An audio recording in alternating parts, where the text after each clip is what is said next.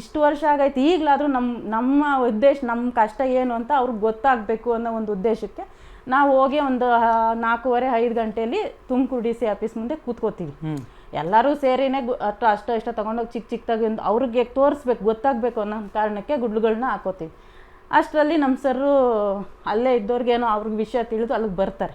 Nagabhushan sir ಬಂದ್ಬಿಟ್ಟು, ಯಾಕ್ರಮ್ಮ ಹಿಂಗೆ ಬಂದಿದ್ದೀರಾ, ನಾನು ಇನ್ನೂ ಪರ್ಮಿಷನ್ ತೊಗೊಂಡಿಲ್ಲ, ಅವ್ರ ಪರ್ಮಿಷನ್ ತೊಗೊಂಡೇ ಬರಬೇಕು, ಏನೇ ಮಾಡಬೇಕು ಅಂದರೂ ಕಾನೂನು ಮುಖಾಂತರನೇ ಬರಬೇಕಮ್ಮ, ಹಿಂಗೆಲ್ಲ ಮರಬಾರ್ದು ನೀವೆಲ್ಲ, ಇವಾಗ ಸುಮ್ಮನೆ ಅವೆಲ್ಲ ತೊಂದರೆಗಳಾಗ್ತವೆ, ನಾಳೆ ದಿನ ಏನು ಮಾಡ್ತೀರಾ, ಯಾರನ್ನ ಕೇಳ್ತೀರಾ, ಹೋಗಿ ನಾವು ಪರ್ಮಿಷನ್ ತಗೋತೀವಿ, ಇವತ್ತಲ್ಲ ನಾಳೆ ಮಾಡೋಣ, ಈ ಥರ ಮಾಡ್ತಾ ಇರೋದು ಬೇಡಮ್ಮ ಅಂತ ಹೇಳ್ತಾರೆ ಸರ್ ಅವರು. ಅವ್ರು ಹೇಳುವಾಗ ಹಂಗೆ ಹಿಂಗೆ ಮಾಮೂಲಿ ಸರ್, ಜನ ನಾವೇ ಇಲ್ಲ, ಇನ್ನು ಸುಮಾರು ಒಂದು 100-150 ಜನ ಇದ್ವಿ ಅಲ್ಲಿ ಇದ್ವಿ. ಎಲ್ಲಾನು ಭೂಮಿ ವಸತಿ ವಂಚಿತರನೇ ಇರೋದು, ಎಲ್ಲಾರು ಬಡವರೇ ಇರೋದು, ಪೊಲೀಸರು ಕರ್ಕೊಂಡು ಹೋದ್ರು, ಎಲ್ಲ ವ್ಯಾಪಾರನೋ ಹೊಟ್ಟೆ ಜೀವನ ಮಾಡೋ ಅಂಥವರೇ ಇರೋದು ಸರ್ ಅಲ್ಲಿ. ಯಾರು ಹಣ ಆಸ್ತಿ ಅಥವಾ ಯಾವುದೋ ಜಮೀನು ಐತೆ ತಾತವ್ರದ್ದು ಅದು ಯಾರ್ದು ಎಲ್ಲ ಏನು ಇಲ್ಲದೆ ಇರೋ ನಿರ್ಗತಿಕರು ನಾವೆಲ್ಲ, ಅಂಥವ್ರು ಹೋಗಿ ಕೂತಿರೋದಲ್ಲಿ.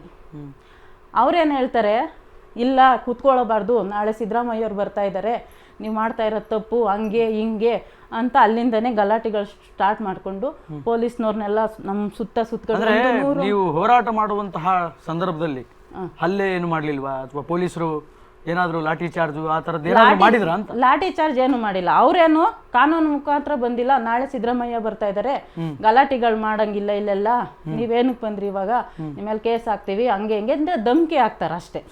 ಏನು ಅವ್ರು ಲಾಠಿ ಚಾರ್ಜ್ ಅಲ್ಲ, ಯಾಕೆಂದ್ರೆ ನಾವೆಲ್ಲ ಹೆಣ್ಮಕ್ಳೇ ಜಾಸ್ತಿ ಇದ್ವಿ ಸರ್ ಅಲ್ಲಿ. ಯಾಕೆಂದ್ರೆ ಮಕ್ಳು ಮರಿಯಿಂದನೂ ನಾವು ಇಲ್ಲಿ ಮನೇಲಿ ಬಿಟ್ಟು ಹೋಗೋಕ್ಕೂ ಅಲ್ಲಿ ಪ್ರಾಬ್ಲಮ್ ಇದೆ, ಯಾಕೆಂದ್ರೆ ಮಕ್ಕಳನ್ನ ನೋಡ್ಕೊಳ್ಳೋ ಅಂತ ಸ್ಥಿತಿರಲ್ಲಿ ಯಾರು ಇಲ್ಲ. ಓಲಿ ಅಲ್ಲೂ ಗುಡ್ಲೆ ಇರೋದು, ಅಲ್ಲೇ ಲೈಟ್ ಹಾಕೊಂಡು ಮಕ್ಕಳು ಸೇಫ್ ಆಗಿರ್ತವೆ ಅಂತ ನಂಬಿಕೆ ನಮಗಿಲ್ಲ. ಹಂಗಾಗಿ ಮಕ್ಕಳನ್ನೂ ಸಮೇತ ನಾವು ಜೊತೆ ಕರ್ಕೊಂಡು ಹೋಗಿರ್ತೀವಿ. ಹಂಗಾಗಿ ಅವ್ರೇನು ಮಾಡ್ತಾರೆ, ಎಲ್ಲ ಸುತ್ತಗುಡ್ಕೊಂಡು ಒಂದೊಂದು ಬಸ್ಗಳನ್ನ ಕರ್ಸಿಸಿ ಒಂದು ಸ್ವಲ್ಪ ಜನಗಳನ್ನ ಡಿವೈಡ್ ಮಾಡ್ತಾರೆ. ಒಂದು ಸ್ವಲ್ಪ ಜನ ಒಂದು ಸ್ಟೇಷನ್ಗೆ, ಇನ್ನೊಂದು ಸ್ವಲ್ಪ ಜನ ಇನ್ನೊಂದು ಸ್ಟೇಷನ್ಗೆ, ಈ ಥರ ಡಿವೈಡ್ ಮಾಡ್ಕೊಂಡು ಕರ್ಕೊಂಡು ಹೋಗ್ತಾರೆ.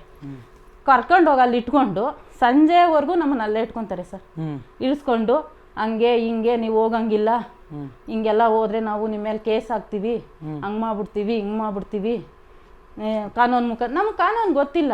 ಇವಾಗ ಕಾನೂನು ತಿಳಿದವ್ರ ಹತ್ರ ಮುಂದಕ್ಕೆ ಬಂದು ನಿಂತಿದ್ವಿ, ಅವ್ರು ಬರೋದು ಲೇಟ್ ಆಯಿತು. ನಾವೇನು ಅಂದ್ಕೊಂಡ್ವಿ, ಈಗ ಜಸ್ಟ್ ಸಿದ್ದರಾಮಯ್ಯವ್ರಿಗೆ ಗಮನಕ್ಕೆ ಕೊಟ್ಟರೆ ಅವಾಗಾದ್ರೂ ನಮ್ಮ ಕಡೆ ನೋಡ್ತಾರೇನೋ ಅನ್ನೋ ಉದ್ದೇಶ ಅಷ್ಟೇ. ಸರಿ ರಾಧಾಮಣಿ ಅವರೇ, ಮತ್ತೆ ನಾನು ನಿಮ್ಮನ್ನು ಮಾತಾಡಿಸ್ತೀನಿ. ಈಗ ಗಂಗಮ್ಮ ಅವರಿದ್ದಾರೆ. ಗಂಗಮ್ಮ ಅವರೇ, ರಾಮಾಂಜನೇಯ ಅವರು ಹೇಳ್ತಾ ಇದ್ರು, ಪೊಲೀಸರು ನಿರಂತರವಾಗಿ ನಮ್ಮನ್ನ ನೋಡೋರು, ನಮ್ಮ ಮನೆ ಹತ್ರಕ್ಕೆ ಬರೋರು, ನಾವೆಲ್ಲಿ ಹೋದ್ರು ನಮ್ಮ ಹಿಂದೆ ಫಾಲೋ ಮಾಡೋರು, ಆ ಥರದ ಅನುಭವ ನಿಮಗೇನಾದರೂ ಆಗಿದೆನಾ ಅಂತ? ಆ ಥರ ಪೊಲೀಸರು ಏನಾದರೂ ನಿಮ್ಮ ಮನೆ ಹತ್ರಕ್ಕೆ ಬಂದು ನಿಮಗೇನಾದರೂ ಸಮಸ್ಯೆ ಮಾಡೋದಾಗಲಿ, ಕಿರುಕುಳ ಕೊಡೋದಾಗಲಿ, ಆ ಥರದ್ದು ಏನಾದರೂ ಮಾಡಿದಾರ ಅಂತ? ಸೊ ಇದ್ರಲ್ಲಿ ಸಹ ನಾವೆಲ್ಲ ಒಂದೇ ಕಡೆ ಇದ್ದೀವಿ, ಅಲ್ಲೇ ಒಂದೇ ತಲೆ ಗುಡ್ಲುಗಳು ಕಟ್ಕೊಂಡಿರೋದು ನಾವು. ಅವರು ಡೈಲಿ ಬರ್ತಿದ್ರು, ಡೈಲಿ ಬಂದು ರಾತ್ರೆಲ್ಲ ಅಲ್ಲಿ ಓಡಾಡೋರು. ರಾತ್ರಿ ನೈಟ್ ಅಲ್ಲೇ ಇರೋರು ಸಹ, 3 ಜನ 2-4 ಜನ ಹಿಂಗಿರೋರು. ಬೆಳಗ್ಗೆ ಹೊತ್ತು ಲೇಡೀಸ್ ಇರೋರು, ರಾತ್ರಿ ಹೊತ್ತು ಜೆಂಟ್ಸ್ ಇರೋರು, ಮತ್ತೆ ಎತ್ತೋದ್ರು ಎತ್ತು ಬಂದ್ರು ಹಿಂದೆಗಡೆ ಇದ್ದೇ ಇರೋರು ಅವರು.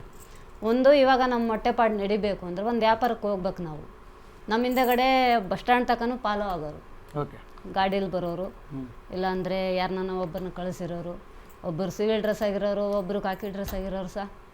ನಾವು ವ್ಯಾಪಾರಕ್ಕೆ ಹೋಗ್ಲೇಬೇಕು, ಹೊಟ್ಟೆಪಾಡಿಗೆ ಹೋಗ್ಲೇಬೇಕು, ಓದ್ತಿದ್ವಿ, ಹಿಂದೆ ಮುಂದೆ ಫಾಲೋ ಮಾಡೋರು. ಅದ ನಮ್ಗೇನು ಭಯ ಸಹ, ನಾವೇನ ತಪ್ಪು ಮಾಡಿದ್ರೆ ತಾನೇ ನಾವು ಎದುರ್ಕೊಳಕ್ಕೆ. ಇಲ್ಲ ಸಹ, ಅವರು ಮನೆ ತವ ಇದ್ದಾಗ ಬರೋದು ನೋಡೋದು, ಎಲ್ಲಿಗೆ ಹೋಗ್ತಿದ್ದೀರಾ ಎತ್ತ ಅಂತ ಕೇಳೋರು. ಇಲ್ಲ ಸಹ ಜಸ್ಟ್ ಇವಾಗ ವ್ಯಾಪಾರಕ್ಕೆ ಹೋಗಿ ಬಂದಿದ್ದೀವಿ ಅಂತ ಹಿಂಗೆ ಹೇಳೋವು. ಮತ್ತೆ ಬೆಳಗ್ಗೆ ಸಾಯಂಕಾಲದಾಗ ಅಲ್ಲೇ ಕಾವಲು ಕಾಯೋರು, ಅವ್ರು ಎತ್ತು ಹೋಗ್ತಿರಲಿಲ್ಲ, ಅಲ್ಲೇ ಕಾವಲು ಕಾಯೋರು. ಈಗ ಸಹ ನಮಗೆ ಇರೋಕೆ ನೆಲೆ ಇಲ್ಲ, ಮನೆ ಇಲ್ಲ. ಹೋರಾಟ ಮಾಡಿ ಮೊದಲಿದ್ದಿದ್ದು DC ಸಾಹೇಬರು ಜಾಗನ ಮಂಜೂರು ಮಾಡಿಕೊಟ್ಟವ್ರೆ. ನಮ್ಮ ಸರ್ಗಳು ಎಲ್ಲ ಸೇರಿ ಹೋರಾಟ ಮಾಡೋ ಹೊತ್ತಿಗೆ ಅದೊಂದು ಜಾಗ ಮಂಜೂರಾಗೈತಿ. ಈಗ ಆ ಮಂಜೂರಾಗಿರೋ ಜಾಗನ ನಮಗೆ ಸಮತಟ್ಟು ಮಾಡಿ ಹಕ್ಕುಪತ್ರ ಕೊಡೋದಕ್ಕೆ ಬೇಡ್ಕೊಳ್ಳೋಣ ಅಂತ ಹೇಳಿ, ಇಲ್ಲಿ ಫಂಕ್ಷನ್ ಐತೆ ಅಂತ ಹೇಳಿ ತುಮಕೂರಿಗೆ ನಾವು ಬಂದಿದ್ವಿ. ನಮ್ಮ ಸರ್ಗಳು 4 ಜನ 5 ಜನ ಸರ್ಗಳು ಅವ್ರಿಗೆ ಕಾಲು ಮುಗಿದು ಕೈ ಮುಗಿದು ನಾವು ಸಮಿತಿಗೆ ಸೇರ್ಕೊಂಡಿದ್ದೀವಿ ಸರ್. ಹೋರಾಟ ಸಮಿತಿಗೆ ಸೇರ್ಕೊಂಡಿದ್ದೀವಿ ಅಂತಂದರೆ ನಮಗೆ ಇರೋಕ್ಕೆ ಅವಕಾಶ ಇಲ್ಲ. ನಮ್ಮೂರಲ್ಲಿ ನಮ್ಗೆ ಯಾರೂ ಸಪೋರ್ಟ್ ಮಾಡಿಲ್ಲ. ಮೊದಲಿಂದನೂ ಆ ಊರಾಗೆ ತಿರ್ಕಂತಿಂದಲ್ಲೇ ಬಿದ್ದಿರೋರು ನಾವು, ನಮ್ಗೆ ಯಾರೂ ಸಪೋರ್ಟ್ ಮಾಡಿರಲಿಲ್ಲ. ಈ ಹೋರಾಟ ಈ ಭೂಮಿ ವಸತಿ ಸಮಿತಿಗೆ ಸೇರ್ಕೊಂಡ್ಮೇಲೆ ನಮ್ಗೆ ಆ ಜಾಗ ಮಂಜೂರಾಗೈತೆ ಸರ್. ಈಗ ಆ ಜಾಗ ಮಾಡಿಕೊಡೋಕ್ಕೆ ನಮ್ಮೂರು ಪಂಚಾಯತ್ಗೆಯಿಂದ ನಮಗೆ ಇನ್ನೂ ಏನು ಉತ್ತರ ಸಿಗ್ತಾ ಇಲ್ಲ. ಮತ್ತು ಇವತ್ತು ನಾಳೆ ಬೇರೆ ಕಡೆ ಕೊಡ್ತೀವಿ ಅಂತಾರೆ. ಎಲ್ಲೋ ಬೆಟ್ಟದ ಬಿಡ್ದಾಗೆ ಕೊಡ್ತೀವಿ ಅಂತ ಇವಾಗ ಹೇಳ್ತಾರೆ ಸರ್. ನಾವಲ್ಲೆಲ್ಲ ಹೋಗಿರೋಕ್ಕಾಗಲ್ಲ, ಮಕ್ಕಳು ಮರಿ ಹಾಕ್ಕೊಂಡು ನಾವಿದ್ದರೆ ಇಲ್ಲೇ ಇರಬೇಕು. ಹೋರಾಟ ಮಾಡಿ ಕಷ್ಟಪಟ್ಟು ಮಳೆ ಒಳಗೆ ಬಿಸಿಲಾಗೆ ಎಲ್ಲದಕ್ಕೂ ಪ್ರತಿಯೊಂದಕ್ಕೂ ಒಂದು ಹೆಜ್ಜೆ ಮುಂದಿಂತು ಕಷ್ಟಪಟ್ಟು ಕಣ್ಣೀರು ಹಾಕಿ ನಾವು ಆ ಜಾಗನ ಮಂಜೂರು ಮಾಡಿಸ್ಕೊಂಡಿದ್ದೀವಿ ಸರ್. ಈಗ ಆ ಜಾಗ ಬಿಟ್ಟು ನಾವು ಎಲ್ಲಿಗೆ ಹೋಗೋಕ್ಕೆ ಸಾಧ್ಯ ಸರ್? ಹುಲಿ ಸಿಂಹ ಕರಡಿ ಅಂಥವು ಇರುತ್ತವೆ, ಮಕ್ಕಳು ಮರಿ ಸಾಕೋಕ್ಕಾಗುತ್ತೆ ಸರ್. ಊರು ಬಿಟ್ಟು 1 ಮೈಲಿ 2 ಮೈಲಿ ದಾರಿ ಐತದು. ದಾರಿ ಇಲ್ಲ ಏನಿಲ್ಲ, ಅಲ್ಲಿ ಆ ಬೆಡ್ದಾಗ ಕೊಡ್ತೀವಿ ಅಂತವ್ರೆ. ಈಗ ಒಂದು ಮ್ಯಾಕೆ ಹೋಗೋ ದಾರಿ ಒಳಗೆ ಇಲ್ಲಿ ಹೋಗಿರ್ರಿ ಅಂತಂದರೆ ಇರೋಕ್ಕೆ ಸಾಧ್ಯವ ಸರ್? Okay okay. ಹಿಂಗಾಗಿ ನಮ್ಮ ಪರಿಸ್ಥಿತಿ ಒಳಗೆ ಅಲ್ಲಿ ಕುಂತಿದ್ದೀವಿ ಸರ್. ನಮಗೆ ಬೇಡ, ಈ DC ಸ್ವಾಮಿಯವರು ಮಂಜೂರು ಮಾಡಿ ಕೊಟ್ಟಿರೋ ಜಾಗ ನಮಗೆ ಬೇಕು, ನಾವು ಹೋರಾಟ ಮಾಡೇ ಪಡ್ಕೊತೀವಿ. ನೀವು ಕೊಡಬೇಡ್ರಿ, ನಾವು ಹೋಗಿ DC ಮೇಡಮ್ ಅವ್ರನ್ನ ಇನ್ನೂ ಕೇಳ್ಕೊತೀವಿ, ಅಲ್ಲೇ ಕುಂತು ಹೋರಾಟ ಮಾಡಿ ನಾವು ತಗೊಂತೀವಿ ನಮ್ಮ ಮಕ್ಕನ ಅಂತ ನಾವು ಹೇಳಿದಾಗ, ಸರಿ ಇನ್ನೇನು ಸಿದ್ದರಾಮಯ್ಯ ಬರ್ತಾರಲ್ಲ ಅಂತ ಹೇಳಿ ನಾವು DC ಮೇಡಮ್ ಅವ್ರನ್ನ ಕೇಳ್ಕೊಳ್ಳೋಣ. ಇನ್ನೂ ಒಂದು ಸತಿ ಅವ್ರು ಕೊಟ್ಟಿರೋ ಟೈಮ್ ಮುಗ್ದೋಗೈತಿ, ಇಷ್ಟು ದಿವಸಕ್ಕೆ ಮಾಡಿಕೊಡ್ತೀವಿ ಅಂತ ಹೇಳಿದರು, ಆ ಡೇಟ್ಗಳೆಲ್ಲ ಮುಗ್ದೋದು, ಇನ್ನೂ ಎಷ್ಟು ದಿವಸ ಅಂತ ಕೂತ್ಕೊಳ್ಳೋಣ ಅಂತ ಹೇಳಿ ಇನ್ನು ಸರ್ಗಳಿಗೆ ಹೇಳೋದೇನು, ನಾವೇ ಹೋಗಿ ಕೇಳೋಣ, ಧೈರ್ಯವಾಗಿ ನಾವೇ ಕೇಳೋಣ ಬಿಡು ನಮ್ಮ ಮಕ್ಕಳು ಅಂತ ಹೇಳಿ ನಾವು ಹೋಗಿದ್ವಿ ಸರ್.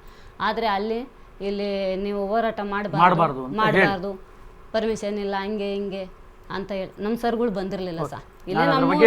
ನಾನು ಅದ್ರ ಬಗ್ಗೆ ಗಂಗಮ್ಮ ಅವರೇ ಮತ್ತೆ ಇನ್ನೂ ವಿಸ್ತಾರವಾಗಿ ಮಾತಾಡ್ತೀನಿ. ಮತ್ತೆ